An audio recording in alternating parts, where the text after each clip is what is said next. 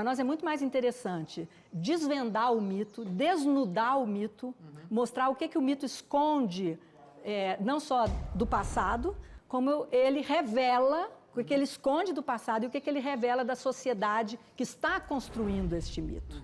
Então, seja a Estrada Real, seja a Chica, como que em cada momento o mito disse mais do presente do que do passado.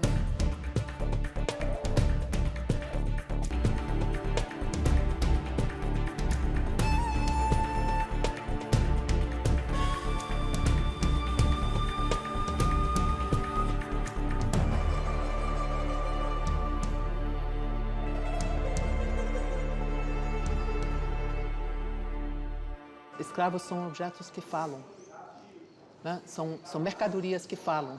Essa ideia, mais a ideia da tortura que foi a escravidão e o envolvimento dos torturadores, é um problema para qualquer sociedade descendente de escravos e donos de escravos. Então, Chica da Silva, o mito, ou as ficções em torno de Chica da Silva, são ficções para lidar com isso. Às vezes de uma forma muito discriminatória e às vezes de uma forma que procura, de alguma maneira, ver uma possibilidade de liberdade.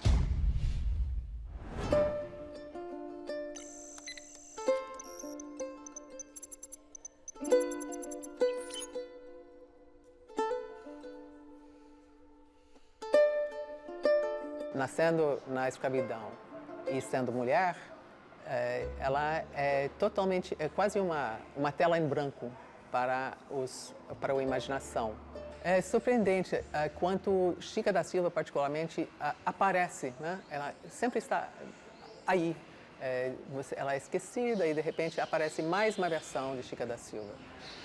Tiradentes, eu vejo menos. Ele é mais parte de uma narrativa política mineira, mais histórica, história real. A Chica da Silva, no entanto, é quase totalmente imaginação, porque muito pouco se sabe dela. E aí ela vem, e revém, e reaparece, e reaparece.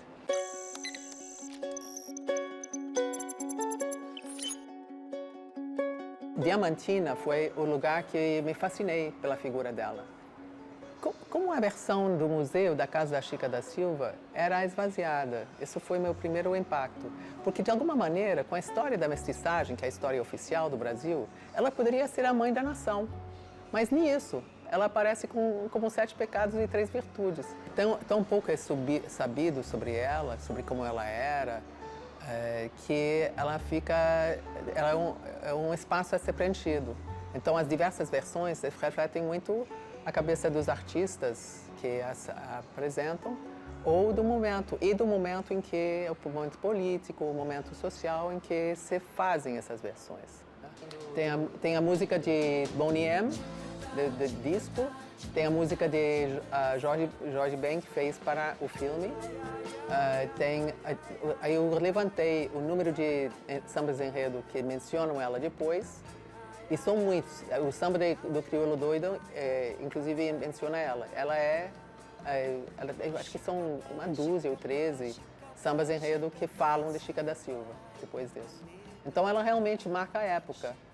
Sobre a Chica da Silva, eu fiz uma longa pesquisa que se iniciou no arquivo do Bispado de Diamantina, onde, logo no início da pesquisa, eu tinha dúvida se a Chica da Silva existia mesmo, porque até então tudo que se tinha escrito sobre a Chica da Silva era de uma forma intuitiva, era baseado num romance, né, do Agripa de Vasconcelos. Então eu tinha muitas dúvidas se a Chica da Silva existia mesmo, mas logo no primeiro dia no arquivo eu encontrei já 10 registros de batismos de filhos da Chica da Silva com João Fernandes, né, que mostrava que ela não só existia, como era uma personagem bastante diferente da que tinha sido imortalizada nos romances.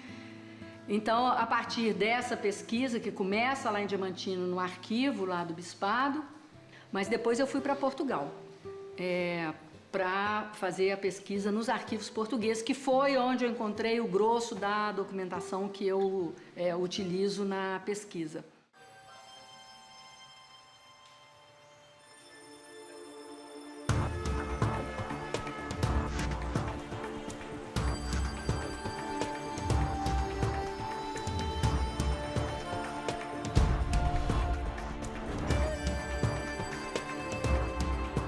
No começo do século XVIII, na atual vila de Diamantina, iniciou-se uma grande exploração de diamantes e pedras preciosas, cujo principal destino da exportação era Portugal. Diamantina teve um rápido crescimento, com uma população constituída principalmente por escravos, que extraíam os valiosos minerais para os portugueses, únicos proprietários das minas no Brasil. Aqui na Casa Chica, isso é sabido que ela viveu aqui, né? Viveu aqui, acabamos de saber, viveu aqui 8 anos com os filhos dela e o marido. Aí, essa casa, para mim, tem um significado especial porque foi aqui que eu já tinha ouvido falar de Chica da Silva, mas foi aqui que me interessei mesmo por essa história, porque achava que a casa, de alguma forma, tinha pouca informação sobre ela. Chica da Silva realmente se torna um ponto de interesse, um personagem da história, só muito depois da morte dela, com a versão do Joaquim Felício dos Santos, que é um advogado dos descendentes dela. Pintam ela como uma espécie de megera, uma pessoa que controlava acesso ao marido, que era feia, não tinha graça, não tinha espírito, não tinha educação nenhuma, não tinha porquê, como explicar a paixão de João Fernandes por ela. Então, esse Joaquim Felício dos Santos, que era um indivíduo que morava em Diamantina, ele era advogado. E ele vai ser o advogado da neta da Chica da Silva, num processo de divórcio. E nesse momento, então, que é o século XIX, em que é um século bastante conservador e bastante racista e bastante tradicional, ele, Joaquim Felício dos Santos, vai se espantar com a riqueza que a Chica da Silva acumulou no século XVIII. E então ele vai ocupar 2 capítulos do livro dele, que chama Memórias do Distrito Diamantino, para falar da Chica da Silva e falar mal da Chica da Silva, né? Então a Chica da Silva, quando ela nasce enquanto personagem histórica, é um personagem extremamente negativo. A Chica é uma figura extremamente ciumenta, né? Uma figura que é capaz de pedir os dentes de uma escrava que o João Fernandes olhou de uma forma que ela considera sedutora, né? Que é capaz de afogar numa cisterna um bebê que ela desconfia que é um filho ilegítimo do João Fernandes com uma outra escrava. Então é uma figura extremamente, que é mesmo um papel negativo para a mulher, né? Que os homens dos anos 60 são extremamente machistas. E aí a Chica, então, é essa figura, né? Que é poderosa, mas é uma figura meio malévola, né?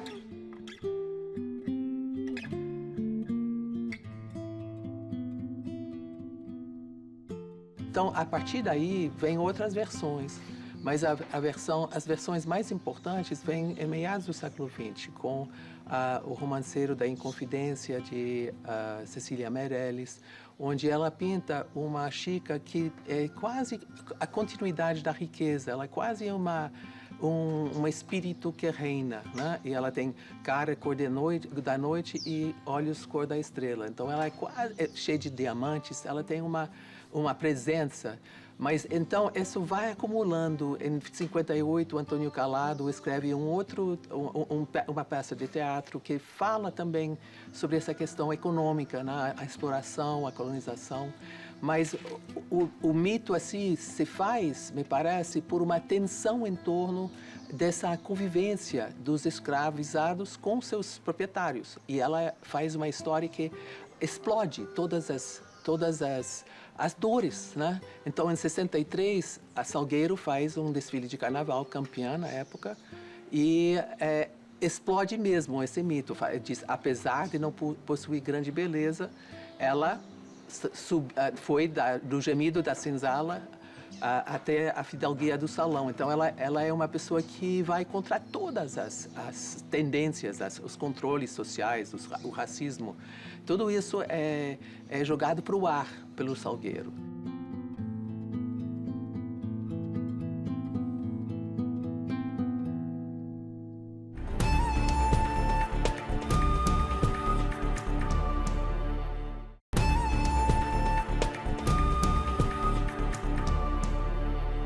Posteriormente, a gente vai ter a Chica influenciando a Inconfidência Mineira como uma eminência parda da Inconfidência Mineira, uma figura que já tem uma consciência da exploração colonial, né? Isso aparece nos anos 80. E nos anos 70 a gente tem o filme do Cacá Diegues, que cria uma outra personagem, que é essa que dentro desse movimento que é Black's Beautiful, né? E no qual a Chica é finalmente positivada, mas no sentido de que a mulher negra ela só ascende socialmente através da sexualidade, né? do uso do corpo, né? Para conquistar o que ela quer, né? Então ela tem uma ascensão social ali, mas ela está assentada na sexualidade e pior. No final do filme, quando o João Fernandes vai embora, a última cena é terrível, porque aí então, sem o apoio do homem, quer dizer, o poder dela está limitado ao macho branco alfa, né, português. Então, quando o João Fernandes vai embora, a última cena ela está sendo apedrejada por umas crianças, né? O conhecimento popular aqui demoniza ela de alguma maneira, né? Faz dela uma figura cruel. É uma coisa assim, desde a minha perspectiva de branca progressista, é decepcionante, né? Porque não tem uma contranarrativa aqui. Mas contranarrativa mesmo é do Salgueiro, né? Aí tem uma contranarrativa que postula uma fantasia a outra, né? Mas são todas um pouco fantasias. Fernandes se apaixonou porque ela era uma mulher atraente, uma escrava muito atraente. Ela tinha uns dentes muito bonitos, uma boca bonita, um corpo exuberante. Então ele se apaixonou por ela. Aí quando veio a outra escrava, ela ficou com ciúmes e mandou arrancar os dentes dela. Ela não foi legal. Um país com muitas histórias muito engraçadas, né? E Chica da Silva acaba sendo tratada desse jeito, mas tem ao mesmo tempo esse lado assombrado, que é ter alguma forma, que são muito poucas formas, de falar da escravidão, de representar o que na fantasia poderia ser.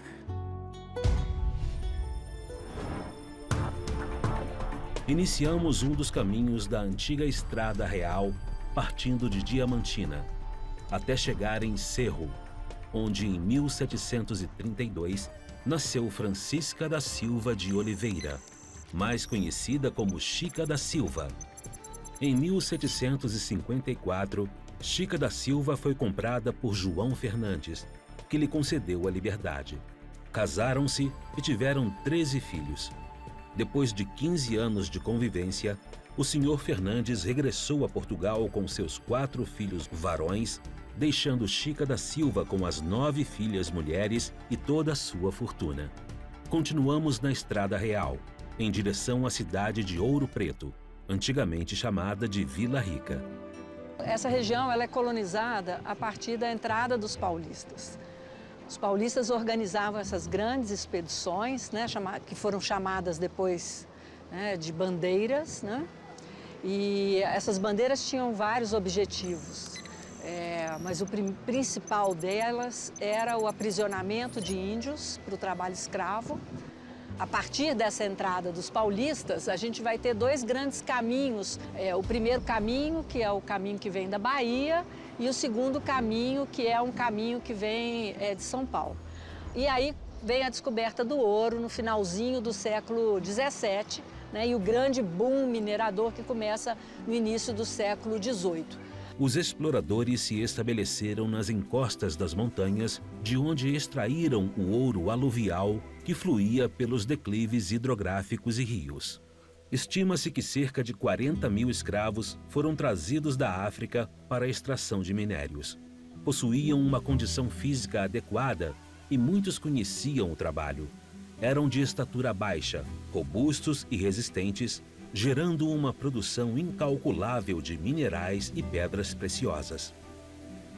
Então a gente hoje fala numa estrada real como se houvesse uma única estrada que ligasse o interior de Minas ao litoral.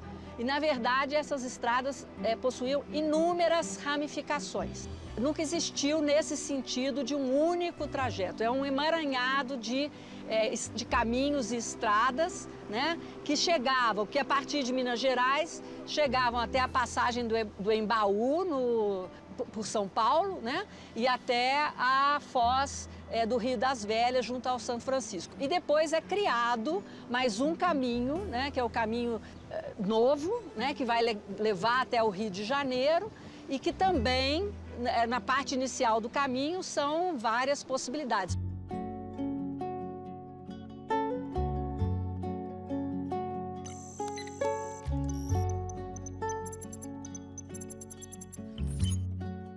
Descobriram no uso da água algumas pedras em forma de seixos rolados. Então, analisando, vendo aquelas pedras, voltaram, levaram para Taubaté, analisaram e vendo que aquelas pedras eram pedras de altíssimo valor, e aí o mundo inteiro se voltou para cá. As pessoas vieram para cá de uma maneira, assim, ambiciosa, muito ambiciosa. E tiraram, exploraram muito ouro. Tanto que não durou mais que 20 anos. Era tanta gente, mas tanta gente que, na época, a população de Vila Rica era similar à população de Londres, cerca de 120 mil habitantes.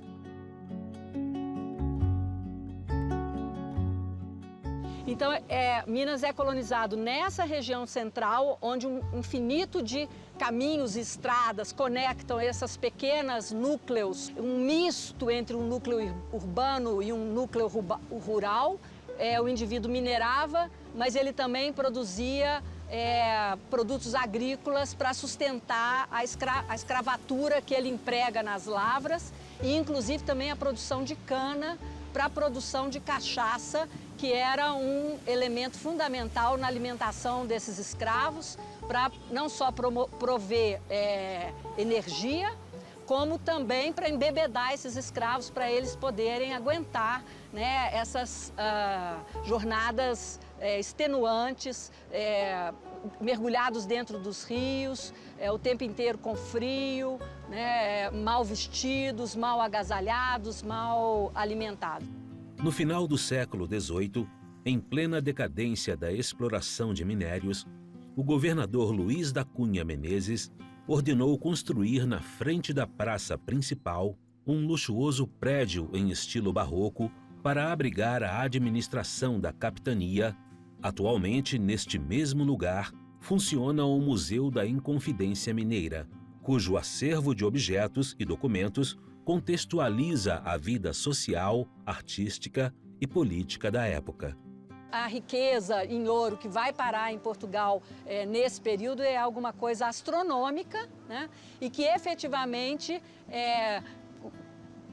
usando aqui uma liberdade aqui de expressão, tira Portugal do buraco financeiro que ele estava submerso no século anterior. A coroa cobrava de forma indireta, ela arrendava a cobrança desses impostos para os chamados arrematadores de impostos. Então, esses indivíduos cobravam da coroa portuguesa o direito de cobrar esses impostos e combinavam com a coroa assim, eu vou cobrar esses impostos e 20% desses impostos ficam para mim e 80% fica para a coroa. Então, essa taxa permaneceu durante todo o auge do período aurífero e permaneceu também na decadência do ouro. Então, começaram a surgir devedores de alta quantia dos quintos do ouro à coroa de Portugal. Então, quando chega no final do século XVIII, há uma situação bastante problemática aqui em Minas, que os impostos estavam extremamente atrasados e esses contratadores extremamente endividados. Toda essa elite que está envolvida na Inconfidência Mineira, constituída de padres, advogados, o próprio ouvidor da capitania, militares, cobradores de impostos, eram homens que estavam intrinsecamente ligados à administração portuguesa. Seus interesses individuais e particulares estavam completamente colados nos interesses da coroa portuguesa. Então, eles não são revolucionários per si. Na verdade, o que acontece aí no final do século XVIII é que eles começam a tomar consciência de que eles têm um papel importante nesse império e eles querem esse reconhecimento. O levante começa porque o Barbacena, o novo governador, chega com ordens muito severas de retirar essa camada dos cargos que ela vinha ocupando há anos. Então, é um fato pontual que leva esses indivíduos que estavam devendo impostos, que se sentiam, de uma certa forma, pouco reconhecidos. Então, eles percebem aí uma possibilidade de autonomia muito inspirado pela independência dos Estados Unidos.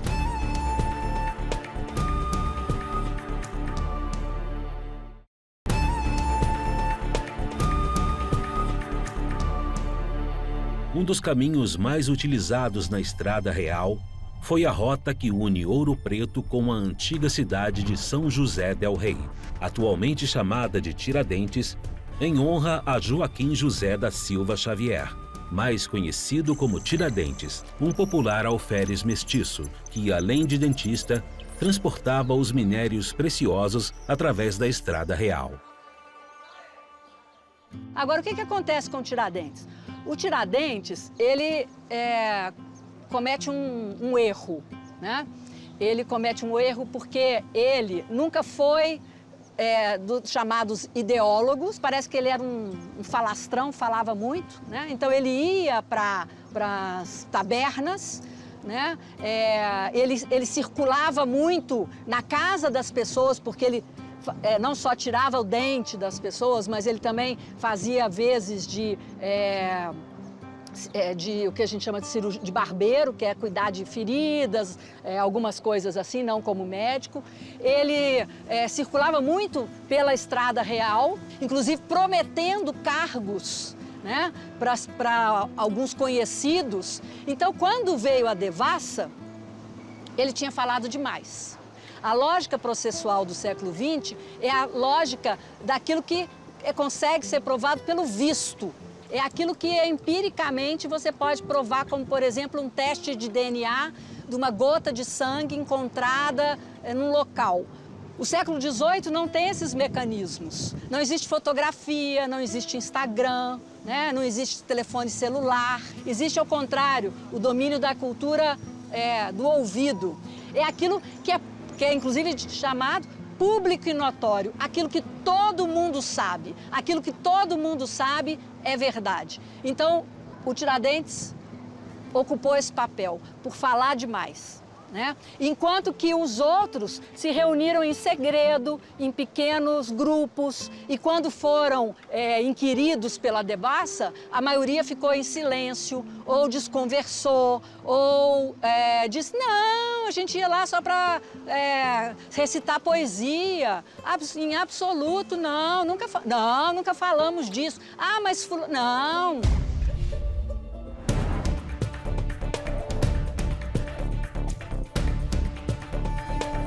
Antes da conspiração se transformar em revolução, em 15 de março de 1789, ela foi delatada aos portugueses por 4 integrantes da elite brasileira, expondo principalmente a Tiradentes como um dos revolucionários mais conhecidos ao longo de todos os caminhos da Estrada Real. 2 meses depois, Tiradentes foi feito prisioneiro no Rio de Janeiro e julgado durante 3 anos.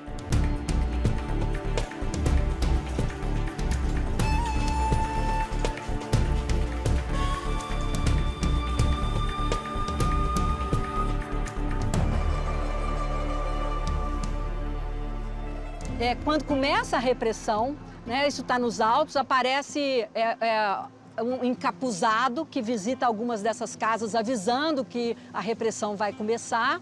e os inconfidentes queimaram todos os papéis que eles puderam. O Tiradentes teve poucas chances de se defender no processo. E, ao longo do processo, o confessor do Tiradentes o convenceu de que a sua culpa era inevitável de ser provada e que o melhor, já que ele não ia escapar, né, era fazer as pazes com a justiça divina. Então é lógico que a execução do Tiradentes é uma execução totalmente teatralizada. Quem conspira, e é o crime mais grave que pode ter, que é o crime de inconfidência, que é ir contra, né, o poder do rei. Então ele vai ser levado para a praça pública. Primeiro ele é enforcado, né? E depois, já morto, então, é que as partes do corpo são esquartejadas. E como a pena foi executada no Rio de Janeiro, era preciso, e o crime aconteceu em Minas, era preciso de alguma forma trazer para mais próximo dessa população aqui, né, a lembrança e a visibilidade dessa pena. Então, por isso, o corpo é esquartejado e partes dele é preso em lugares importantes, tanto da Estrada Real quanto aqui de Ouro Preto. Então, ele é condenado até não sei lá que geração, né? É pouco tempo. Foi no século XX já que a família dele teve que ser perdoada, porque ainda vigia a condenação. Ainda recaía sobre eles o crime de inconfidência. Chica da Silva e Tiradentes, dois grandes mitos da Estrada Real. Dois pilares da história brasileira, cujas figuras são distorcidas com o tempo e, por sua vez, são fortalecidas.